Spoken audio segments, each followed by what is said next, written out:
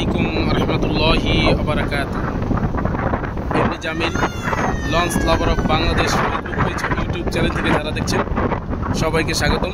আপনারা দেখছেন এমবি মধুমতি, যা সরকারি জাহাজ, এবং পাশেই আছে ইয়াদ 3, ইয়াদ 7, তরঙ্গ 1, গাজী সালাউদ্দিন ও এমবি ইয়াদ, ও আরও ছোট কিছু লঞ্চ আছে, নৌযান আছে, যা